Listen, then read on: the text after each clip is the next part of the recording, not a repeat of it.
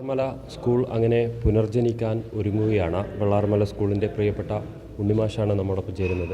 പക്ഷേ നമ്മുടെ ആഗ്രഹം ഒടുവിൽ അതുപോലെ തന്നെ ആവുകയാണ്. എല്ലാം ഉറപ്പ് നൽകിയിട്ടുണ്ട്. ഇപ്പം മന്ത്രിമാരെല്ലാവരും ഉണ്ടായിരുന്നു. പിന്നെ എല്ലാം നമ്മുടെ ആവശ്യങ്ങളെല്ലാം അദ്ദേഹം നൽകാമെന്ന് വാഗ്ദാനം ചെയ്തിട്ടുണ്ട്. ഈ വേദനയുടെ ഇടയിലും ഒരല്പം ആശ്വാസം കിട്ടുമെന്നാണ് പ്രതീക്ഷ. എങ്കിൽ മാത്രമേ, ഞാൻ നേരത്തെ പറഞ്ഞില്ലേ സാറേ, ഇനി ആ നാടിനെ ഒന്നിപ്പിക്കാൻ ആ വിദ്യാലയത്തിന് സാധിക്കും.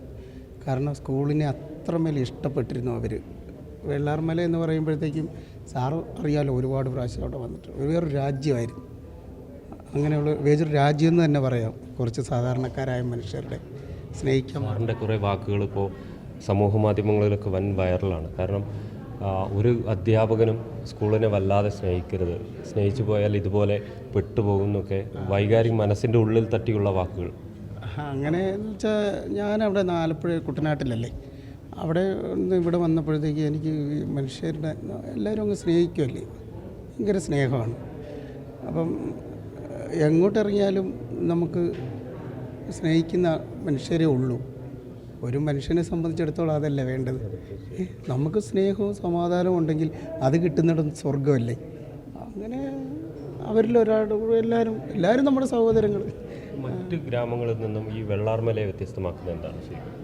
ഞാൻ മനസ്സിലാക്കിയെടുത്തോളൂ സാറേ, നമ്മളിവിടുന്ന് പോയി കഴിഞ്ഞാൽ പിന്നെ കള്ളാടി കഴിഞ്ഞാൽ വനമാണ്, ഒരു ചെറിയ വനം കഴിഞ്ഞാൽ പിന്നെ തേയിലത്തോട്ടം കഴിഞ്ഞ് പിന്നെ പുത്തുമലയുള്ളൂ, ഒരു ഇച്ചിരി ജനവാസമുള്ളത്. അപ്പം മറ്റ് സ്ഥലത്തുനിന്നും വേറിട്ട ഒരു സ്ഥലമാണ് ചൂരൽമല എന്ന് പറഞ്ഞാൽ നഗരജീവിതത്തിൻ്റെ യാതൊരുവിധ കടന്നുകയറ്റവും ഇല്ലാതെ ഒരു ഗ്രാമത്തിൽ ജീവിക്കുന്ന ഒരു ജനത. പിന്നെ അവർ പണിക്ക് പോകുന്നു, വൈകുന്നേരം ആകുന്നു, എല്ലാവരും ആ ഗ്രാമത്തിലെ എല്ലാവരും, ആണുങ്ങളായിട്ടുള്ള എല്ലാവരും ചൂരൽമല അങ്ങാടി വരുന്നു, പരസ്പരം കാണുന്നു, സ്നേഹിക്കുന്നു, പിന്നെ അവരവരുടെ വീടുകളിലേക്ക് പോകുന്നു, സമാധാനമായിട്ട് ഉറങ്ങുന്നു, വീണ്ടും പണിക്ക് പോകുന്നു.